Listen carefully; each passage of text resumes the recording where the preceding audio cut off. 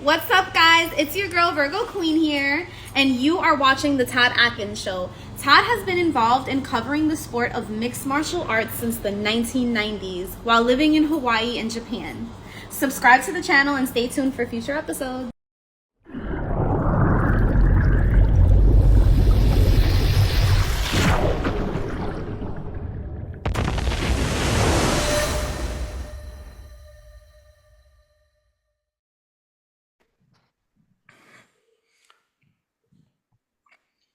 All right, this is Todd Atkins. I'm here with Jacob Cooperman. Does an intro for one of my shows. You've probably seen him a few times there, and he's also been a guest on my show once or twice, I think. Two times And now, third time now. yeah, I think he's, and the reason I brought him on my shows initially is because I thought he did real good work, and put him in contact with people I know, and I felt like he's a guy who should make it in this industry, which isn't easy, but yeah, I mean, I didn't even feel like I needed to bring him on my show to make that happen, but it was just something where I thought this guy does good work. I wanted to see if he would come on my show, which he did. So, Always got to go on the that. Todd Atkins show, man. Yeah, it's always great to talk with you. And maybe for people who didn't catch the show or whatever, maybe you could tell them who you are and what you've been working on and that. Yeah. Well, first of all, it's an honor to be on. I feel like, yeah, it's my third time now, so it's always a fun time. We always get into the brass tacks, and I always appreciate, coming on and you giving me a platform. It means the world. For those that don't know, I guess the best way to describe myself, I'm a voiceover artist. I'm a play-by-play commentator, and then I do MMA content on YouTube. I do mostly breakdown stuff. I found that that's kind of performing the best, and then for the short-form content I do, that's when I get into more of, I guess, content where I beg questions of the audience, or I'll give my own perspectives and opinions on things. I stopped doing that with the longer videos because people didn't really take to those too kindly. But yeah, man, I mean, overall, I try to do a little bit of everything. I guess that's the best way to surmise what I do in the space. Yeah. And so maybe talk about some of the events you've been working with since last time I talked to you. God, that's been a lot, man. Well, I worked once with MMA Pro League. That was a fun time. I did commentary with Jim Miller. Absolute gem of a guy. Love Jim. Couldn't be happier with the way he treated everyone there. I've done, RFC's main guy, so I've done a couple of events for them. They're always, they've really, really put forth some great fights. So if you're looking for really quality stuff in the Northeast area on the East Coast, go check them out. They do a promotion called K Series as well. That's really quality. Um, I'm trying to think of who else I've worked with in that time. Arena, always huge. I've worked a ton of their events, and I'm slated to work for them more this summer. And then Rocket Combat Sports in Virginia, the best out of the best in the Virginia region. Those are the fights where you never know. I think I commentated one card where there was three or four different head kick knockout finishes. So it was, I mean, they're always good for a night full of fun. I announce and I commentate for them. Really, that's what I've been doing since the last time we talked. I got some stuff in the works, but I'm just trying to, climb the ladder. That's all it is.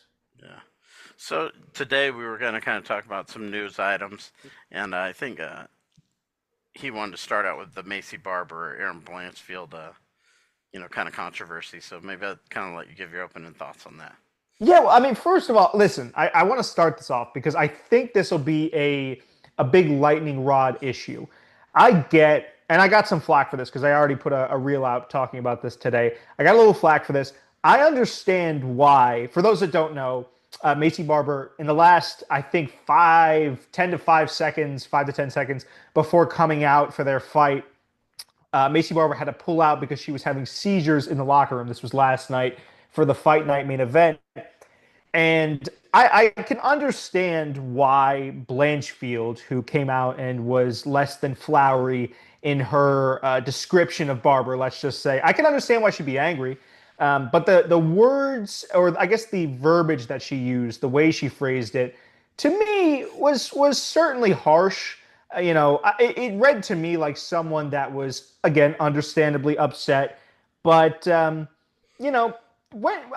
for my money, she went unnecessarily personal with it, where it's like her life is a mess. She's got. I mean, listen, the thing about changing divisions, I don't know how much water or weight you want to put under that, but saying someone's life is a wreck because They missed weight by, I'm pretty sure it was zero point 0.5 of a pound.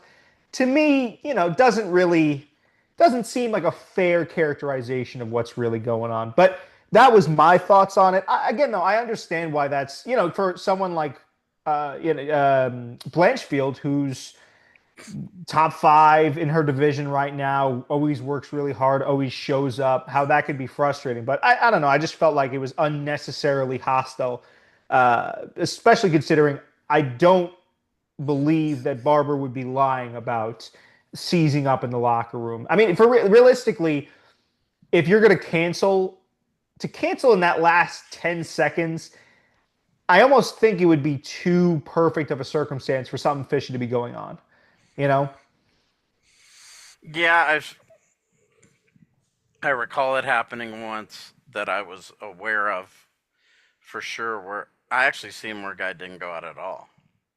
When I was in Hawaii, there was a guy, and he was a good fighter too. He took a break for a period of time. He was supposed to fight in this event, and when it was time for him to go out, he didn't. Do we just have like a panic attack or something? Or Yeah, just yeah, cold feet? yeah. So I mean, I've seen that happen, but yeah, like you're saying, I mean, it can happen, like I said before, but I don't. When a person's getting admitted into the hospital, I think it might be kind of not a good idea to not be truthful about the Yeah, problems you're having. especially right. Yeah, and you know what? And that's the other thing too. I mean, we saw the way that Dana treated Sarukian, excuse me, Hmm. for getting a back injury or so. He says we don't really know the full truth behind that. And now that he's not really, I mean, I can't imagine he's getting. I know Dana said that he's not getting the next title shot, even though he was the number one guy and had a really impressive streak behind him and a really impressive resume.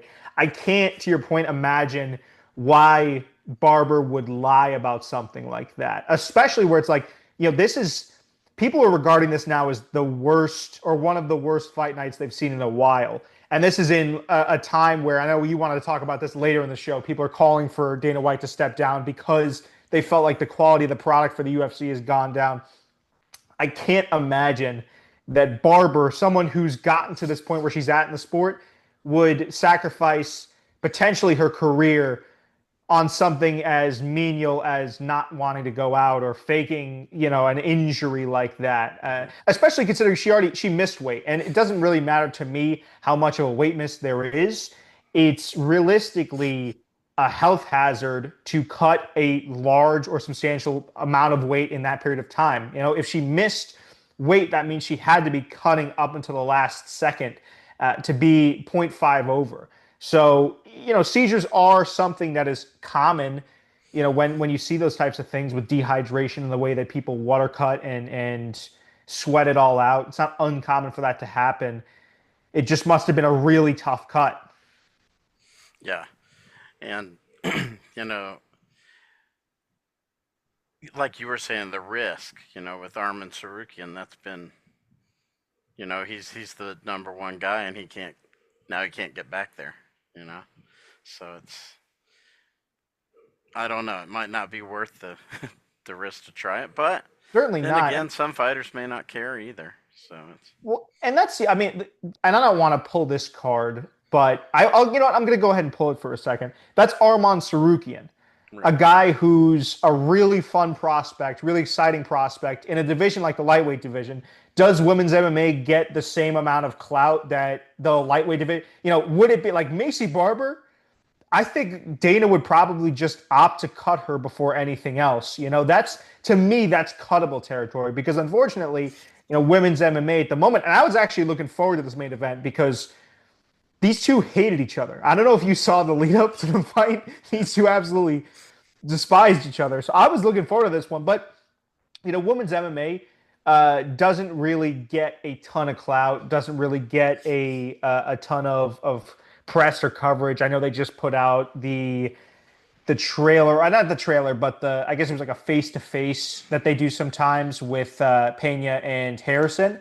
But besides that, besides the big names, it's really really risky. To your point, for MAYCEE to be trying anything like that, especially 10 seconds before. They had literally paid, they had played the broadcast package. You know, they always play before a main event where they kind of talk about where the fighters have been, their stories. They had played that in preparation for the walkout. And yeah, to do that would just be absolutely absurdly idiotic on MAYCEE's part. So I hope she's okay. I hope that, you know, I know she's had some problems in the past having to be in and out of the hospital with certain health issues. So I hope she's doing okay. And yeah, I mean, I can understand though why Blanchfield is pissed off, but to go where she went without real evidence, I feel like it's kind of just a little shitty. I think it's just because of the lead up and the fact they didn't like each other, so she just Yeah, took some parting shots because she could. that's really what it is. Yeah, I mean, she on the way out, on the way up, she's like, yeah, you know what, I'm gonna get these two extra digs in there. But I'm always a guy where, and you can call me soy if you want in the comments. I'm always a guy where if you got your opponent down, hurt, if they're injured, whatever, you know, a little common courtesy wouldn't hurt. But I'm also not like a UFC athlete. I'm not, you know, overly competitive. So I don't have that like fire inside of me to go and do that. Yeah. Now, kind of speaking of absurd, that's a good segue into BJ Penn, Yeah, which man. everybody's kind of talking about at this point.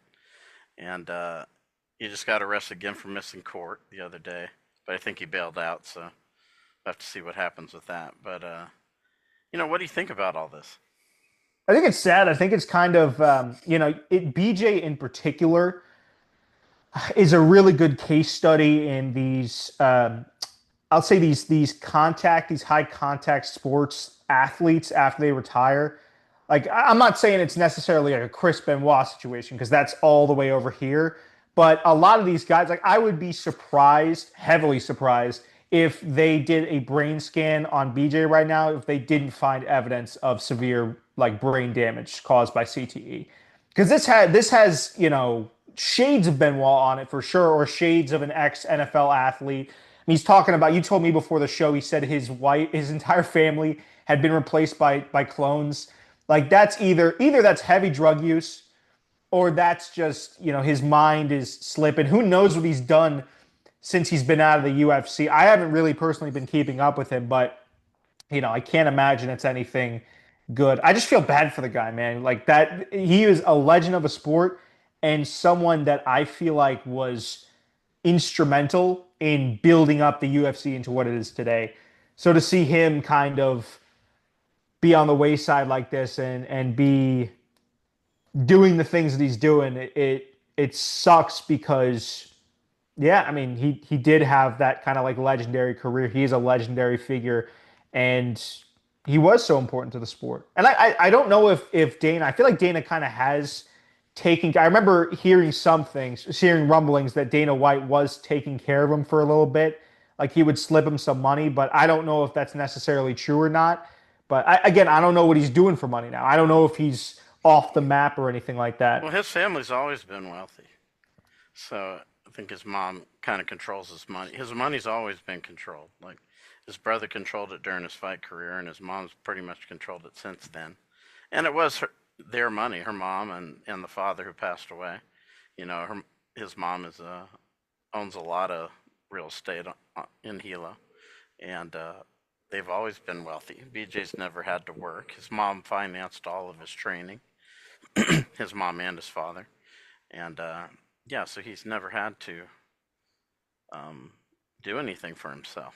And I think I know a lot of people say they feel bad for him, and I understand that. But a lot of people that I've talked to, people that trained with him, people that fought on his team and whatnot, a lot of them feel like he's getting what he deserves. Because he's kind of a self-centered person. He doesn't really care about others and they don't feel too bad for him actually.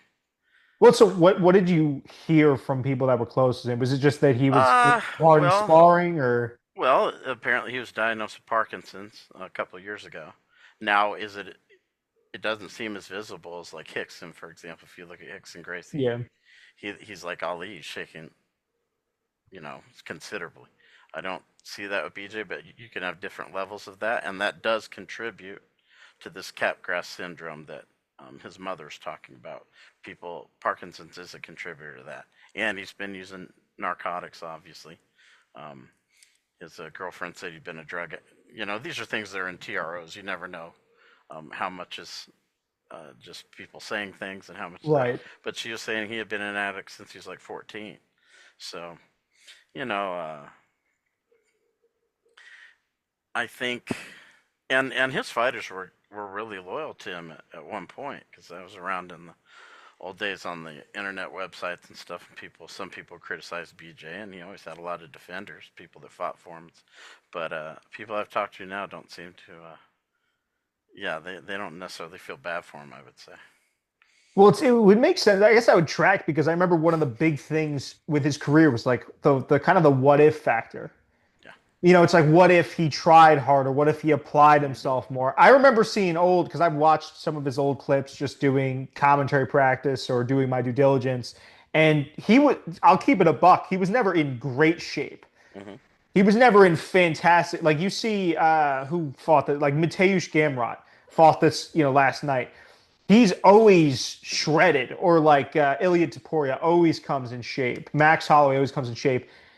One of his countrymen, Max Holloway, always comes in shape. And I never saw him once, at least in the fights that I've watched, look like he was necessarily taking his nutrition really seriously.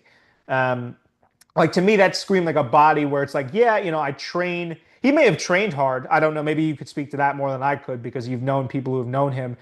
But it always just seemed to me like, yeah, that lines up that he would be abusing stuff outside, at least from the optical perspective. It would line up that, yeah, he probably wasn't taking his nutrition the most seriously because he was just so good. He was so talented. He was like, I remember listening and kind of reading some of his story, listening to and reading it. And yeah, like he would, I mean, there's a reason they call him the prodigy. He was next level. He just was one of those guys where he was just gifted, kind of like John Jones. I know that there's a lot of like stigma around Jones right now for being a PED cheat and all that stuff, but like I think you can't honestly say, despite everything that's going on, everything which I don't agree with, that Jones wasn't designed to be a fighter. Right. Like BJ's just one of those guys where God was like, "This is what you're going to be doing," and he kind of, from the looks of it and from what it seems like, hopefully he's okay, but he never really took it as seriously as I guess he could have. I think when he first came in the UFC, he was in good shape, and then there was a period, I think 2 fights, maybe 3 fights, 2 or 3, where he was training with Marv Marinovich, who was Todd Marinovich's father. I don't know if you know about Todd Marinovich, but he Name was a rings a bell. well, he was basically like a guy who was raised to play quarterback from the time he was born all the way up until he was an adult. And Marv would make his meals and everything from his whole life, you know. And they'd train, and he went to USC. He was a good quarterback at USC. Didn't pan out as well in the NFL, but he was basically like a cyborg, someone that's what his whole life was made to that moment. So BJ trained with him for a couple of fights. I think he won them both, and he was in good shape in those fights. Those fights went longer than most of his fights, and but as he usually does, he didn't want to. They preferred to do the conditioning in the early day, and then he'd train at night, and he didn't want to do it anymore. So they had to go their separate ways. And this is kind of a pattern with BJ because, he originally got into fighting. I said this on the video I did. He got into fighting because he was a problem. In Hilo, he was getting in a lot of fights. He wasn't doing anything productive with his life. And he met a taekwondo coach there that knew some jiu-jitsu. He had learned from Half Gracie, this taekwondo coach. I forgot his name. But, he showed BJ some of this jiu-jitsu. He liked it, obviously. And so he wanted to go up to California where Half was coaching. So his dad just said, yeah, fine, no problem. He got him a studio right next to the gym. He wasn't paying for it, and that's what he did with his life, from that point on, and yeah, so his whole career started because he was a problem. He was a problem from the very beginning, and he continued to be a problem. by not listening to people and doing the things like you're talking about. So it's hard to get someone. In some case, I think the things that he has wrong with him, he may not be able to get help for, because when you have CTE, possibly you can get help with drugs, but CTE, Parkinson's, these things are you can't just make those go away. Um, Yeah. And then so it's also like how much is that is of that is him saying, because there's got to be a pride factor, right?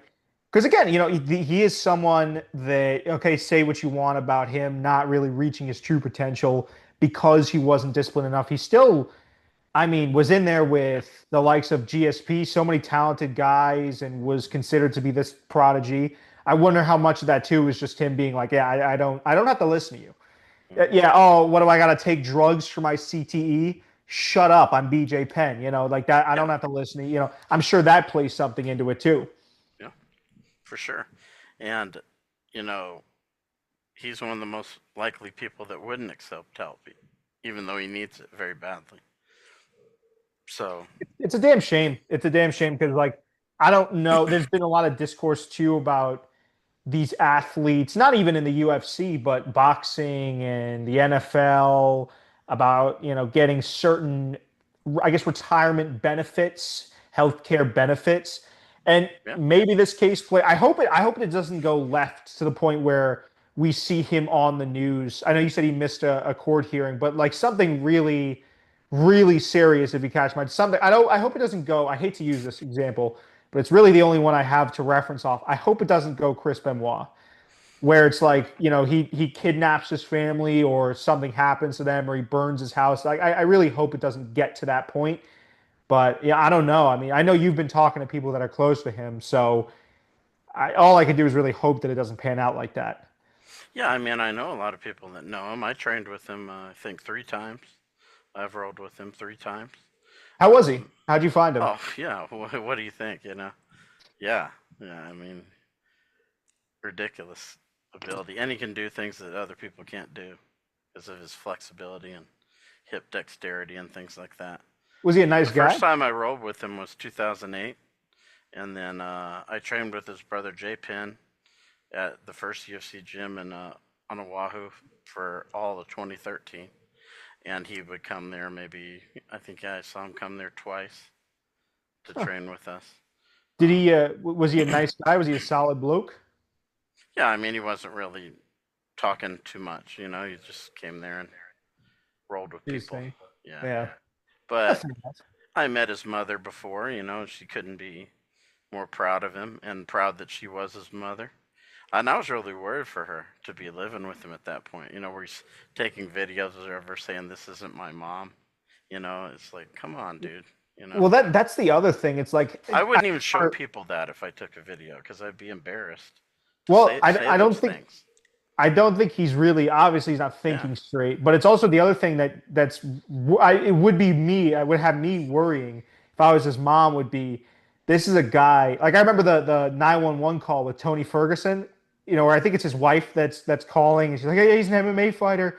And I hate to use, Jones as another example, but it's like you have a guy that believes that you're not his mother and could snap at a moment's notice, but he's also like a legendary retired, combat athlete. And it's like that would have me on edge constantly if I was his mom. That would have me. I would probably, honestly, I'd probably move out and just relocate somewhere. The my second he said this understanding is my was mom. she was trying to get it's her house. I mean, yeah, but what are you gonna She do? was she was trying to get rid of him, and he went a little too far in that he covered up some cameras she had in the house with like duct tape or something. He put super glue in her door lock so she couldn't get into her room door. His brother had to climb up through the window and open the door inside. Reagan lives 2 houses down from them, thank goodness, because he's the guy who could intervene when he did intervene this last time when BJ and his mom were outside arguing, and she was trying to call the cops, and he was shining a light in her face, so she couldn't dial the numbers. She's 80 years old. And What in so I the heard her world? yell Reagan's name, you know, and he came down and intervened so she could call the police. Where were you? So you were in the neighborhood when this happened? No, I watched a video. He had Oh, BJ was videotaping his mom during this. Ugh, You know, he that's was videotaping his mother, and I heard her yell Reagan's name. You know, and he came down and intervened because he lives, I guess, 2 houses down and probably used to this. You know, at yeah. certain times, so he's probably waiting by the window or something. Yeah. Unfortunately, um, I'm surprised he didn't move her into his house, but Well, that's what I'm saying. You got to like I know it's her house, but just relocate, see if you can yeah, I get wouldn't want law him anywhere enforcement. near him. Yeah, Yeah. that's the main thing, man, is you got to make sure safety first and foremost. It's And his just it's brother tough. JD, he moved to Florida all of suddenly, just up, and the whole family moved. You know, didn't it wasn't something that a lot of people had a notice of apparently. And he tried to come back and get BJ help. I think he was going to bring him to Florida to get some treatment. And when they got to the airport, he just bailed. He just I think left? he ran away or something. Yeah, What? yeah. Oh God. I mean, So he listen, has three. He's got Reagan, who lives 2 houses down. JD lives in Florida. His brother Jay has lived on Oahu forever. So it's really just his mom, Reagan, and him. You know, and why did his brother move to Florida? Oh, just all of a I sudden. think there was some family decisions, but I wouldn't have been at all surprised if BJ factored into it too. I mean, Probably, yeah. yeah. Well, it really is like I can't hammer this home enough. It's just the fact that someone that is exceptionally talented at beating the brakes off of people is not in a right headspace where like you could if you're his brother or his mother, he thinks that you're a clone or you're someone pretending to be his family member. Like there's only that to me spells ticking time bomb. There's not another way that you can look at that other than like, yeah, dude, I don't blame his brother if he actually did go to Florida. I mean, It that's wasn't dangerous. just them either, because he tried to run for some. I think he tried to run for governor, as funny as that may sound. And he was accusing a lot of the politicians, his rivals, of being fake as well, of wearing, Mission Impossible type masks. And it wasn't just this, he's doing it to other people. You know, he had a friend who was running for like council or something, and he said he had went. He's not friends with him anymore, but he said they went to some meeting, and I guess they were kind of cordial. And he was like pointing out how to spot people that wear masks, and he was off. He was just doing. He's been doing this stuff for years, apparently. What did he say? How does he say that you have to Well, spot you have someone? to watch his videos. He'll show like pictures of his brother, and then he shows another picture where it doesn't look necessarily exactly like him, or his ear has a freckle on it that wasn't there before. These just stuff like that. But it's Oh ridiculous. boy. You could easily prove it by ripping your mom's mask off in front of everybody because you're videotaping her all the time. So just pull her mask off and everyone will believe you. But you Well, can't. You let's not can't go, do it. Yeah, but but I'm just saying you can't do yeah, it because she's not fake. She's a real right. person. Otherwise, you could just say, "See, you know, Yeah. look at this person. Who is this? But he's I not doing do that because he knows he's full of it.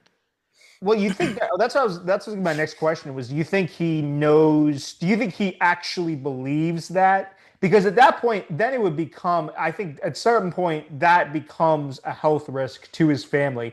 Because there will be a point if he actually believes that, and it's not just for the press and it's not just for the spotlight or the attention, there will come a point where I'd imagine he would try to do something. Or do you think it's just essentially, I want the attention back on me type of deal? Uh, I think he believes it to some degree, but I'm also a little suspicious because this last time when the police came to arrest him before he missed court, you can watch it because again they're always videotaping everything. So this time Mr. Wristlock was videotaping it, Mr. Wristlock. and I forgot his name. He's been around forever. Mr. Wristlock He, is so he's much beat a funnier than lot of me. good guys. So that's his nickname, Mr. Wristlock, because that's his Mr. move. Wristlock. Um, but he was videotaping it, and BJ's like laying on a bed, and he's got like 5 police around him. And he's saying, "What did I do? I didn't do anything." He's not saying you're all fake. You're all wearing masks. He's Right. saying, "What did I do? I didn't do anything. I didn't do it." He's kind of saying, he's being a little uncooperative, but nothing major. He's not arguing. He's just kind of saying, "I didn't do anything. I didn't harass anybody." And then Which, he yeah. got up when they said, "Look, enough is enough. Get up." He did. He cooperated with it. He didn't say, "Oh, you're fake. You're fake." But the guy filming it did. Mr. Rissock's like, this is all fake, bitch. You know, like, but yeah, he didn't. So in that instance, when I watched him, I'm like, you seem to act relatively normal here. What's Interesting. going on? You know, why did you act so normal? Yeah, You that I know? mean, either that's the tough part is that could go either way, Yeah. where it's like he does. It could easily be that he doesn't think the police officers are fake, and so he's or he's like coming down from whatever episode he's having, or it could be that he's just he's just doing it for the attention aspect of it. Either or, obviously doing it for attention. Actually, I don't know which is more sad if he's doing that for attention, if he's throwing his family under the bus for attention, or if he actually has legitimate He's worried issues. about their money. He thinks that they were replaced because these new cloned individuals want to steal his family's fortune. That's what this is all around. He talks about it all the time in his videos. They His poor want to mother. take our money. That's You know? so sad. I mean, his poor mom, dude. Just to have to deal with that, and I can't imagine what she's having to deal with on a daily basis. But then also, like, I can't, like, if my mother thought I wasn't me, how much of a mental toll that would take on me. It would just be, it breaks my heart to think about that, man. That's so sad. Yeah, I mean, it is, but like I said, I think a lot of people don't feel sad about it. People that know him don't Yeah. necessarily feel that way. They feel like he's getting what he deserves in some degree. But, I think he probably, they're gonna, you can't know until you study his brain, but I'm pretty sure he does have brain damage. I'm pretty sure the drug use has contributed to it. Parkinson's, all these things. So, Yeah, yeah, I would imagine. You know what? I think it's probably a perfect combination of the two. I think it is the fact that it's like I could see why he'd feel a certain type of way. Was his last fight the Yair Rodriguez fight in the UFC? Or am I no, I getting? think he may have. I could check that right I now. think he may have fought Frankie Edgar in his last one. That might have been I it. think Yeah, he did. I can't be TJ Penn. positive with that. Let But me he see. took two pretty rough ones, two or three when he fought. Roy Yes. McDonald put a big beating on him. Nate Diaz put a beating on him, but I think he held off a little bit too. Wow. Um, So he get this after Rodriguez, he had three more fights. Uh, Let me just see this. Oh, excuse me. No. Okay. I don't know why they did it like this. They had two more fights after that. He fought Ryan Hall, yeah, jiu-jitsu guy, got and then the his other hook, last right. Yeah, he got the. Let me see. heel hook.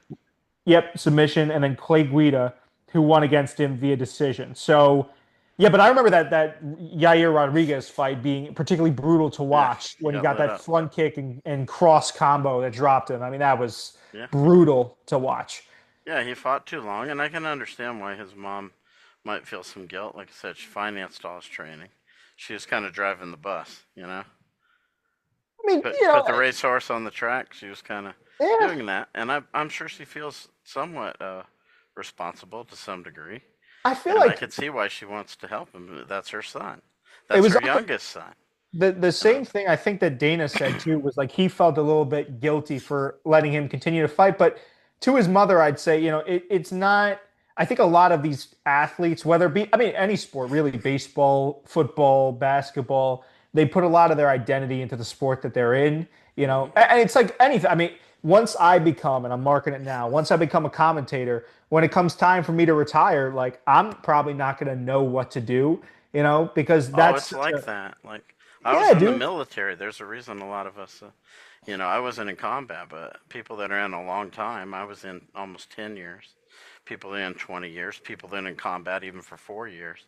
When you're doing stuff that's crazy, you know, like combat, um, and then you come back to the regular world, or me, you're on submarines, and then or just living a military life in general, and you come back to the regular world and try to work in society. It's difficult. The first several years are hard because you just can't relate to people, because we don't act the way people act in the military. It's a totally different world. And I can see that with fighters too. What are they going to do? You've been fighting for a long time. What are you going to do? You're going to go and be a regular person now? and try to relate to regular people in a workforce when you don't say good morning to them or something. They get upset. You know, Right. And yeah, you're you're like, not. I It's could gonna be throw you hard. over my shoulder, but I have to play by the rules here, you Yeah, know? yeah, yeah. So I don't, if I was to talk to his mom, I'd probably say, he probably expressed a great will to continue and what more can a mother do? She was already financing everything. I wouldn't hold her necessarily culpable for that, but I could understand why she would be definitely broken up about that because it probably feels like she's enabled part of what's going on Hmm. right now. And I don't even think necessarily it's my place to speak on this stuff, but I'm just, as an outside commentator that doesn't have any, doesn't have a direct view on the situation. That's what I'm guessing is going on. So yeah, it's got to be tough, but I know he had probably said that he wanted to continue. Like you said, it's tough to just reintegrate, especially yeah when his life. I mean, his entire life has just been fighting. His Yeah, he's entire never life has had a been job. That's even harder. You know. right. Yeah, like what do you show people for a resume? I worked. I mean, it's an interesting resume, but Yeah. like you go to an office job and they're like, you might actually be able. I don't know. You'll probably he could get something if he Yeah, wants on to, the Big Island they would hire him. I'm sure someone would. but Before he had all these problems. right, Yeah. yeah, and now he's only funneling further into being unfortunately a tough to handle individual. It's just tough though. Like, yeah, you go to your point, you grow up fighting, and then you're kind of like you're financed into a studio apartment in California. You're training more fighting, and then you get into the UFC, and it's just like, His debut was in the UFC, which was unheard of back then. yeah, You know. yeah. And didn't he beat a Gracie, right? Huh? What I was watching the video on it, and you'd know more about the history Well, than what I. he did was he was the first American to win the black belt at the World Right, Championships. I think that's he what it had three was. matches, and he Yeah. won them all. And he had got his black belt in a very short period of time, Yes. um, like lightning fast, and which was kind of unheard of too. So everyone had already knew about him from that. So he was able to get a debut fight in the UFC because of the reputation he had already built among people who were in the know, and other fighters had already trained with him. Guys like Frank Shamrock and Half Gracie and these guys at the early AKA before it really became AKA, and they were getting their butts kicked by this guy. And, you know, yeah, he was able to debut in the UFC because of that. And so to go from that to, potentially, I don't know what, I don't even know where he would work. Yeah, Like I of guess at like course. a drive through somewhere, and it's just like, yeah, this is what I have to do now. It would be mind boggling. I Yeah, can I only sympathize with all those guys, especially the yeah. ones that have fought for a long time. What are they going to do after? They could I mean, a lot of they could coach. That's right up their alley, probably. yeah, But coach or like anything Volk. outside of that, Well, now with the invent of YouTube, I know a lot of guys are yeah, create like Volk does a really good YouTube channel. I'm not saying he's good. Well, I don't know how much longer he has left. He just got the or regained the featherweight belt. We'll see how long he stays around for. But like, you know, I feel like that's the next step now for a lot of fighters is getting a YouTube channel and monetizing your fan base.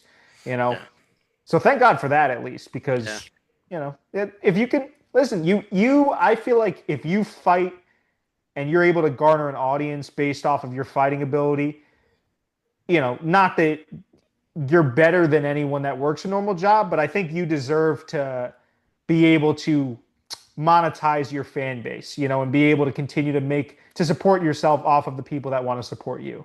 yeah, for sure. And so that is an advantageous spot to be in because you can start doing that while you're fighting.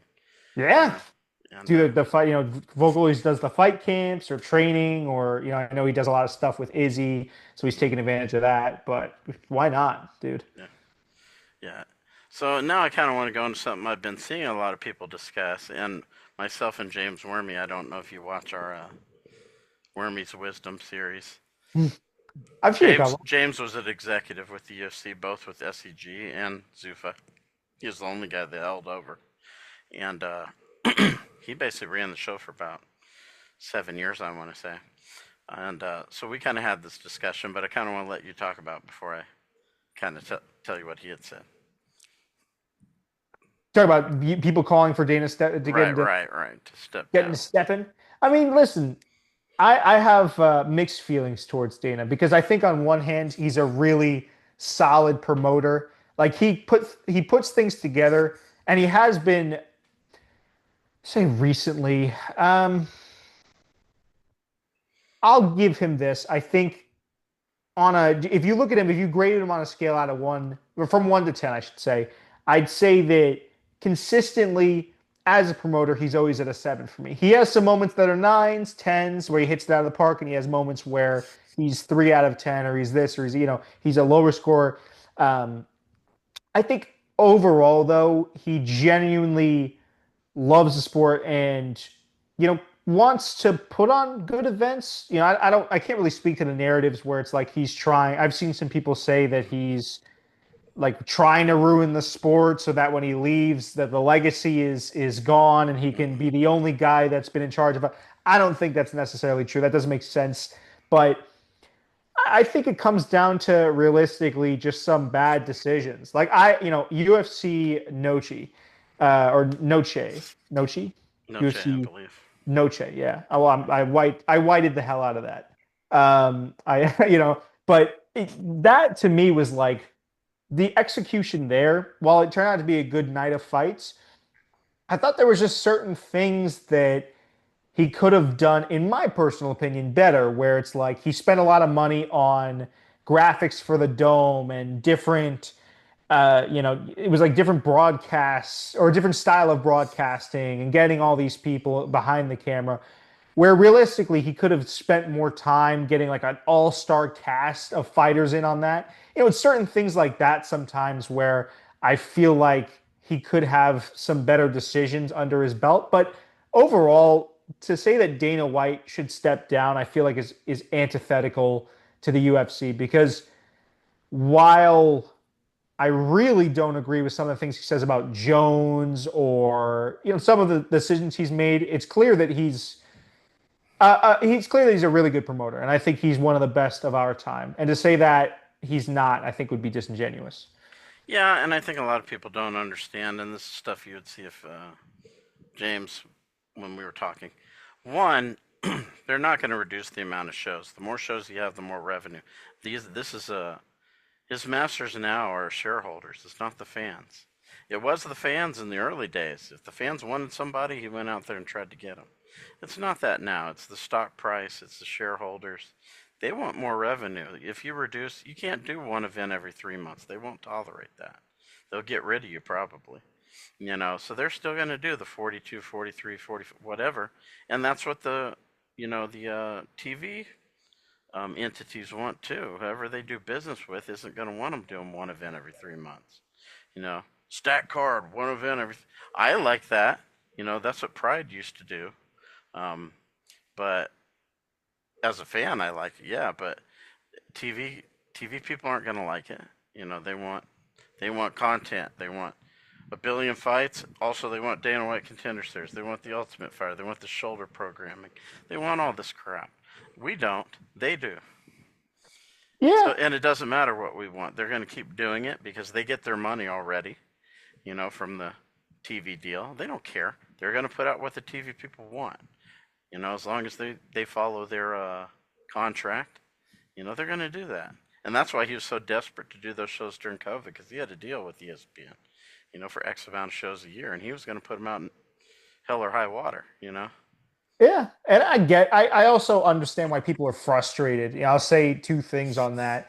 It's like I get that he has to answer the shareholders and he has to hit a certain amount of shows per year, but I also understand the fans. Like this last, main event, I'll say it like this, and I said this early in the show. I was excited for the fight. Like, is that if the trash talk in the lead up to that had not been pitch perfect, I probably wouldn't have cared about that fight as much as a numbered pay-per-view. So yeah, like the fight nights, those main events, it's not the fight night cards aren't always the best, and you're not guaranteed a great night of action. And recently they haven't been particularly peachy. But I feel like what people always forget, and I'll use UFC 300 as what I think is a good way of describing what I'm trying to say here. I think fans forget how much work needs to go into throwing an event. Oh Like yeah. even on the amateur scene, the promotions I work for, and it's not the UFC, it's not even remotely close, no offense to them, but there's so much stuff that goes into that with fighters pulling out or guys getting sick. Like people were mad at Dana White for the UFC 300 lineup, having Bo Nickel on the main card Hmm. when there was and yeah, again Cody Garbrandt on the prelims while Bo Nickel's on the main card. On paper, yeah, that looks crazy, but I'm not going to sit here and pretend like there's not other stuff going on under the surface that had to be considered. People wanted an absolute stacked night of fights, but there's also rankings, there's also availability. There's these things that I feel like people don't necessarily always think about if you haven't been in the business. And even in my time, having worked at a limited capacity, there's always something that goes wrong, not only in fighting, but in mass media. There's always something with a production that has to be worked on, has to be fixed. And, I'd imagine it's the same thing up in the big leagues. The difference is that they're so good at putting on seamless looking events that it looks like nothing has gone wrong, or it looks like they didn't have to scramble. Some of the scrambles we have to see because it happens the week of the fights, or it happens this time or that time. It happens at a crucial point where they've already built up like Hangman Hooker versus God, what was it? Gaethje. Like that. Obviously, you can't just replace that with someone else and be like nothing happened because they'd already been building that up. But it's probably, I mean, guys probably pull out months in advance and nobody knows about it. Nobody hears about it. UFC 300 probably looks completely different when the boys at the UFC started writing it up, but things change. So, yeah, I feel like that's something that people never really talk about, which is sad, but I get why they don't have to see what the work that goes into it. It's like the three-headed monsters. James says you got the fight game. You're dealing with the fighters, the card, all this kind of stuff. Then you got television. That's the next one. The next head. You Yeah. know, so you're dealing with television, the production, all this other junk. Then you got the live experience. That's the third head. You know, all these are a huge undertaking. And you got three of them, so it's difficult. And yeah, and I think people think the UFC makes it look easy at this point, Yes. but they aren't going to change what they're doing. They're not going to stack cards. They're not. They're going to pick six guys from the contender series instead of one. That's what they're going to do now because that's what the networks want content. I remember when Bjorn Rebney was running Bellator and he sold it to Viacom, and they immediately started screwing around with it. And that really ticked me off because I like what PFL's doing now. Maybe we can talk a little bit about that if you've been watching it. The tournament format, make it easy Yeah. for me to watch. I know this guy's going to fight this guy in the next round because they both won. Right. I don't have to say, oh, I wonder if they're going to fight in 6 months and who are they going to fight? I have no idea. The UFC doesn't know either. And that's hard to follow because you never know when anybody's fighting or why they're fighting. In this tournament format, you know why they're fighting. They were in a bracket. And also, you don't have to worry about this nonsense. You're in the bracket. You chose to be in it.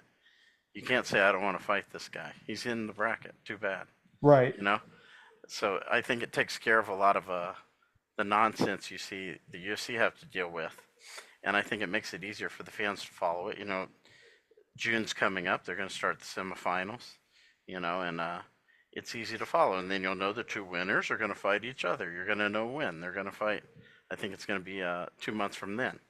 So, and I think it'll be August is when the I, finals will be. So these guys, they're fighting basically three times in 5 months.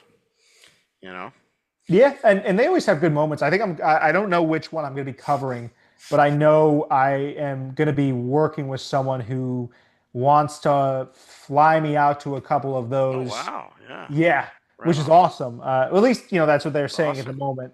You never know; things, as you said, could kind of like fall through at a moment's notice. But I know at least, even if I have to self-fund it, I'm going to get out to one of those. I'm going to cover it. I like what PFL is doing, but I think that the big thing with PFL right now is they just don't have necessarily the clout that UFC does. Hmm. And it's tough. It's tough because I always talk about this on my YouTube channel. It's tough for I'm not saying that PFL is a new promotion by any means, but a promotion that's not in the forefront of people's minds. When I think of big promotions right now, I think of UFC, bare knuckle fighting championship. I think of, I would probably put PFL above one just in terms of my North American thought process. I think worldwide that would probably shift a little bit, but it's tough with the PFL because their biggest guy. What do they got? Jake Paul. They've got Francis Ngannou. One of those guys is a YouTuber. Francis looked great in his last fight, but now it's like, who do you feed him? Do you give him, anyone? I guess anyone from the PFL heavyweight roster now. It's just tough when they have a lot of guys that are from the UFC that are fun to watch, but are I guess their biggest years are behind them. It's tough to build up new talent. The biggest talent I feel like they have that could be, or that's getting the most traction at the moment, is Dakota Tacheva. She's super duper fun to watch, and she's the one that it's clear that they're like pushing her big time. Because she's the one getting all the Celsius deals. She's the one, getting all these, like she gets a Bose sponsorship. And I met her. I asked her a question. I think I accidentally offended her when I asked the question, but she was really, really nice. But I think she's the one that they're kind of pushing the most, and I just think it's difficult for the PFL to really, build up homegrown talent when there's already the UFC over there. Like if I'm some undefeated prospect, am I going to be like, it might be a stylistic preference, but I feel like most people, the dream is to get into the UFC.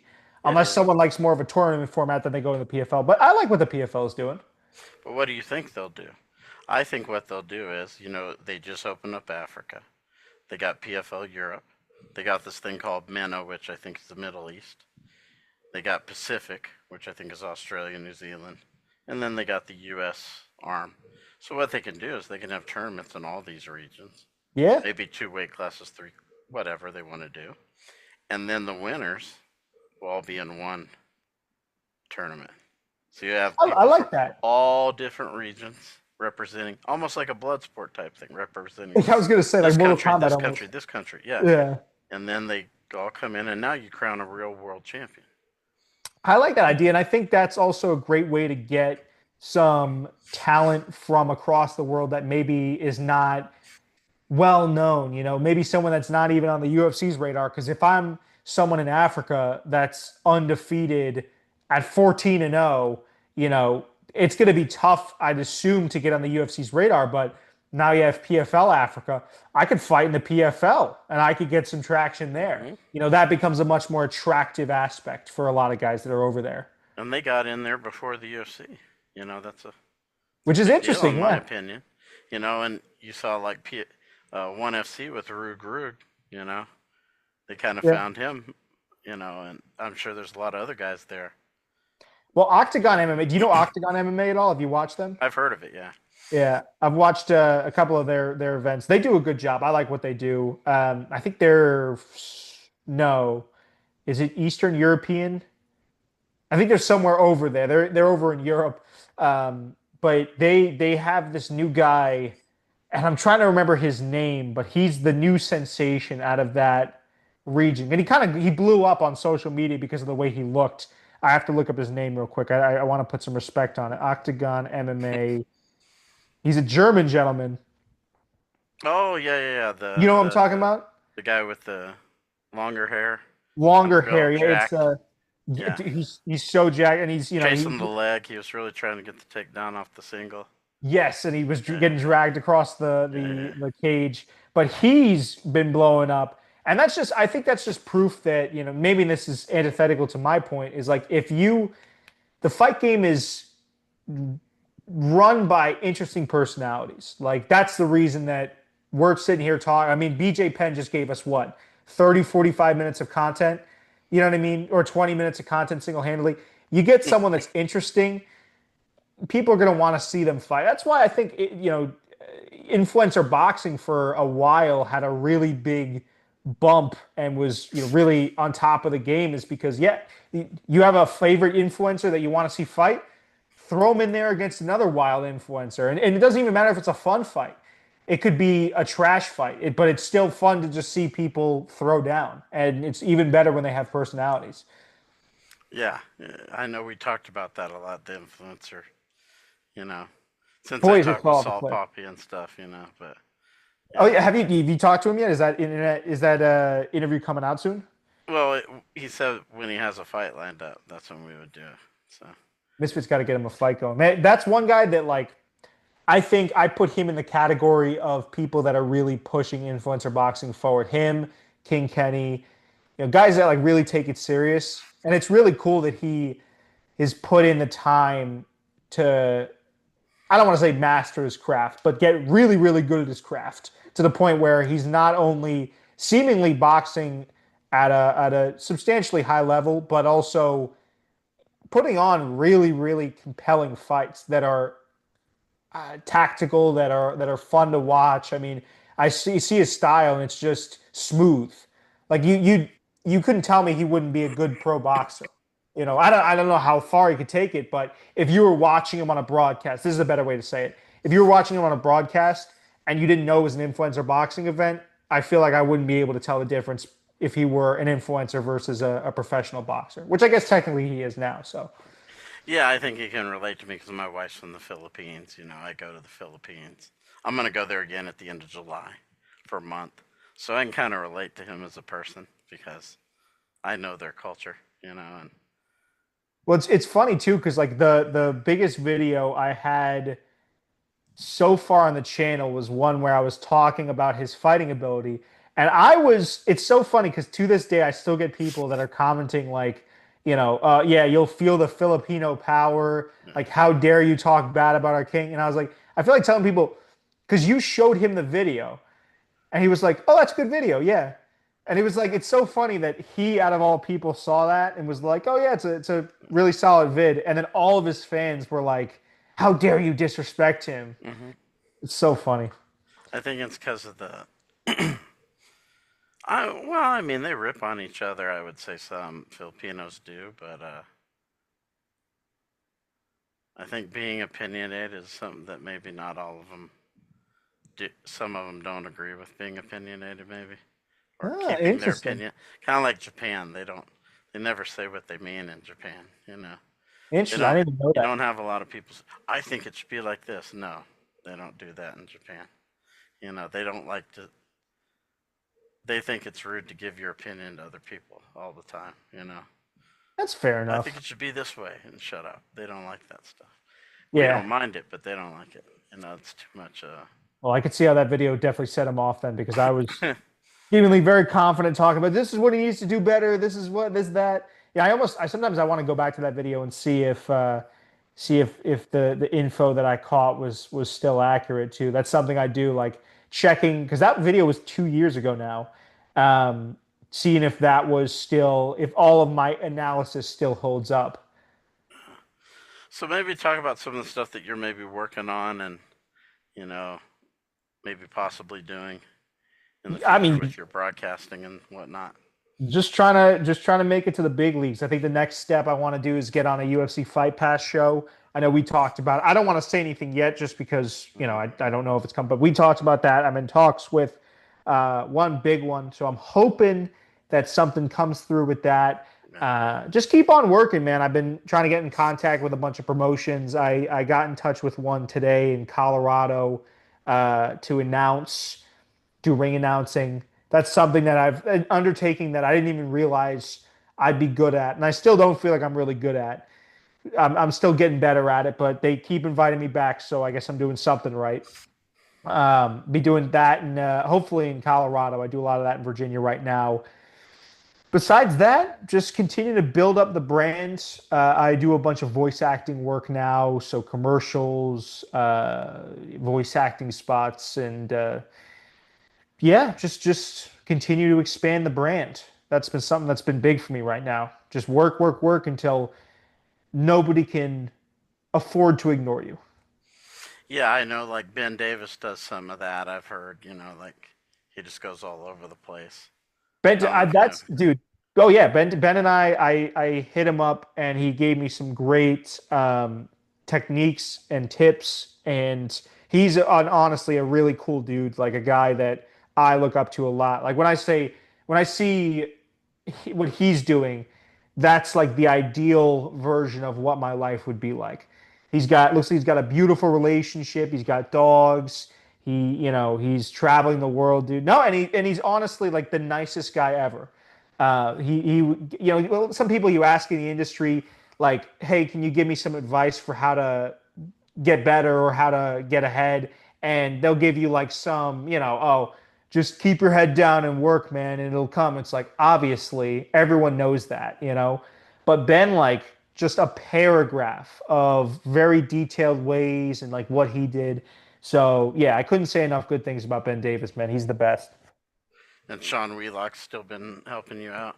John Wheelock, another one. He does the commentary for Bare Knuckle, and Sean has been like he's my mentor at the moment. He's been also like a super duper nice guy. Um, puts me in rooms.